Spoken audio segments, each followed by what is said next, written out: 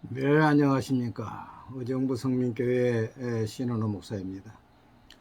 제가 유튜브로 하는 것은 바른 진리의 말씀을 전해서 믿음을 세우고 또 이단에 빠진 사람들을 돌아오게 하기 위한 것입니다. 그렇게 하기 위해서 천주교와 개신교의 차이, 공산주의, 신천지는 교회가 아닙니다. 여호와의 증인에게 묻는 8대 질문, 안식교인에게 묻는 10대 질문, 안상홍 하나님의 교회에 묻는 21가지 질문 책을 내고 동영상을 올렸습니다. 성경 공부로는 내비게이터 입문편, 또 제가 쓴 제자반 성경 공부, 또 제가 쓴 잠언 속에 숨겨진 비밀을 올렸습니다. 혹시 주위에 이단에 빠진 사람이 있으면 제 유튜브를 소개해 주시기 바랍니다. 제 유튜브를 보고 돌아오신 분들이 여러 분 계십니다. 오늘은 마가복음 6장 30절 31절을 중심으로 잠깐 쉬어라는 제목으로 말씀을 전하려고 합니다. 예수님은 제자들이 열심히 전도하고 돌아왔을 때에 그들에게 잠깐 한적한 곳에 가서 쉬라고 그랬습니다. 우리 예수님은 일하실 때가 있었는가 하면 쉬실 때가 있었습니다. 예수님은 내 아버지께서 일하시니 나도 일한다 그렇게 말씀하셨고, 요한복음 21장 25절을 보면 예수님이 하신 일을 낱낱이 기록한다면 그 책을 두기에 이 세상이라도 부족할 것이라고 했습니다. 예수님은 새벽 미명에 하나님을 만나러 한적한 곳으로 나가 기도하셨고, 또 밤에도 산에 가서 쉬시고 기도했습니다. 요한복음 7장 53절에 다 각각 집으로 돌아가고 했고, 8장 1절 바로 뒤에 예수는 감람산으로 가시니라 했습니다. 머리둘 곳이 없으신 예수님은 각 사람은 다 자기 집으로 돌아갔는데 예수님은 해가 져도 가실 곳이 없으니 감람산으로 가셨다는 것입니다. 누가복음 21장 37절 이하에 보면 예수께서 낮에는 성전에서 가르치시고 밤에는 나가 감람원이라 하는 산에서 쉬시니 모든 백성이 그 말씀을 들으려고 이른 아침에 성전에 나아가더라고 했습니다. 예수전을 지은 르낭이라고 하는 사람이 예수님에 대해서 그 책에서 이렇게 적고 있습니다. 예수 그리스도의 삶, 이처럼 완벽하고 조화된 풍성한 삶의 모본이 어디에 있겠는가? 그는 열심히 일하셨다. 그러나 그는 적절히 쉬셨다. 그는 일할 때와 쉬실 때를 아셨다. 그는 열중할 때와 관조할 때를 아셨다. 그는 즐거워할 때와 슬퍼할 때를 아셨다. 그는 사람들과 어울릴 때를 아셨고 홀로 있을 때를 아셨다.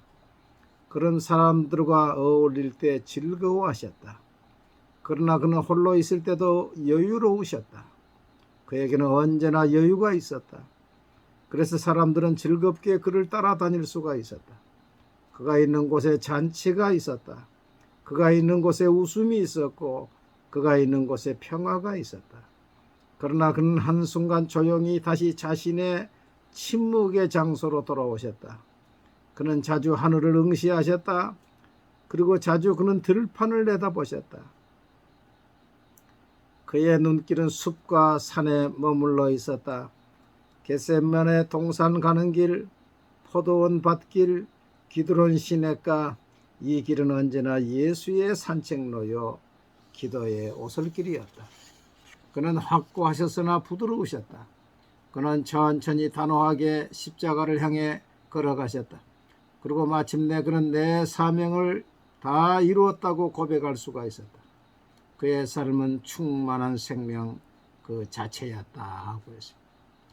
예수님은 일할 때가 있는가 하면 쉬실 때가 있었고, 예수님의 가는 곳에는 웃음이 있었고 잔치가 있었다.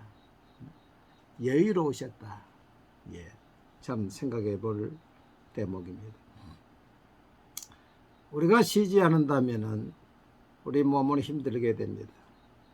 그래서 젖산이 쌓이고 또 우리의 몸을 마비시키는 아드레날린 같은 독소 호르몬이 배출되고, 그러면은 이제 정상적인 세포 활동을 가로막게 되고, 마치 불이 나면은 이제 길을 가로막고 불부터 끄듯이 우리 몸도 그런다는 것입니다. 그것이 오래 지속되면은 우리 몸의 약한 부분부터 이제 질병이 찾아온다고 합니다. 육체만 아니라 마음도 영향을 받아 마음의 여유가 사라지고 웃음이 사라지고 짜증과 분노가 일어나게 됩니다. 그래서 고도원 씨는 말하기를 쉼이 없는 삶은 브레이크가 파열된 자동차와 같다. 자동차로 말하자면 가장 위험한 차는 브레이크가 고장난 차입니다. 멈춰야 할 때 멈추지 못하면 사고가 납니다. 인생의 쉼표는 인생의 브레이크입니다. 자꾸 쉬어줘야 되는데 쉬지 않고 일만 한다면은 이제 브레이크가 파열된 자동차가 되어서 언제 사고가 날지 모른다는 것입니다. 쉬지 아니하면 우리의 능률도 떨어집니다. 전도서 10장 10절에 보니까 철 연장이 무디어졌는데도 나를 갈지 아니하면 힘이 더 드느니라. 참 성경에 이런 멋진 말씀이 있어요. 도끼날을 자꾸 갈고 또 찍고 해야 되는데 계속 일만 하면은 무뎌져 가지고 능률이 오르지 않지. 우리가 쉬어야 할 것은 하나님이 쉬시고서 우리를 일곱째 날에는 쉬라고 명령을 했습니다. 출애굽기 20장 10절에 일곱째 날은 내 하나님 여호와의 안식일인지 너나 내 아들이나 내 딸이나 내 남종이나 내 여종이나 내 가족이나 내 문 안에 머무는 객이라도 아무 일도 하지 말라. 이는 일세 동안에 나 여호와가 하늘과 땅과 바다와 그 가운데 모든 것을 만들고 일곱째 날에 쉬었습니다. 그러므로 나 여호와가 안식일을 복되게 하여 그날을 거룩하게 하였느니라. 하나님의 명령입니다. 또 쉬면서 우리는 지나온 길을 뒤돌아볼 수가 있습니다. 그림을 그리는 사람이 그 캔버스에 가까이 그림을 그리다가 가끔씩 붓을 입에 물고 또 손에 들고 몇 걸음 뒤로 물러서 가지고 그 그림을 관조하듯이 이렇게 볼 때에 가까이에서 보지 못한 것들이 보인다는 것입니다. 바둑을 두는 사람도 그러지요. 우리가 전반기 열심히 살아왔으면 후반기 들어가기 전에 좀 브레이크 타임을 가져서 쉬면서 자기가 살아온 것들을 한번 뒤돌아볼 필요가 있는 것이지. 세 번째, 앞으로의 일을 위해서 쉬어야 됩니다. 아이디어는 휴식할 때, 쉴 때 떠오릅니다. 그래서 아인슈타인은 나는 낮잠을 통하여 영감을 얻는다. 낮잠을 통해서. 윈스턴 처칠은 쉼이 있어야 상상력이 생긴다. 그렇죠. 그래서 영감이나 아이디어, 성령의 음성은 교감신경, 경쟁사에 시끄럽고 바쁘고 이런 때 교감신경이 활성화될 때 들리는 것이 아니라 부교감신경, 마음이 안정되고 몸이 릴렉스해지고 편안한 그때에 들려오는 것입니다. 엘리야가 하나님의 음성을 들었을 때는 저 갈멜산에 경쟁하며 내가 죽느냐 내가 사느냐 이런 긴장된 가운데 들리지 않았고 저 로뎀나무 아래 지쳐 있을 때 하나님의 음성이 들리지 않았고 호렙산에서 40일 동안 쉬면서 그 몸과 영이 회복되었을 때 그때 세미한 하나님의 음성을 들을 수가 있었던 것입니다.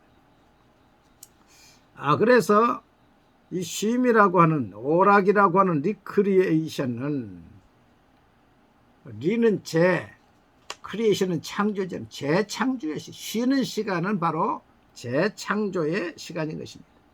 그래서 빌 게이츠도 1년에 전반기 후반기에 한 주간씩 띵킹 위기라 해가지고 생각하는 주간이라 해가지고 책 몇 권 배낭에 싸들고 자기만 아는 장소에 가서 쉬면서 생각을 한다 합니다.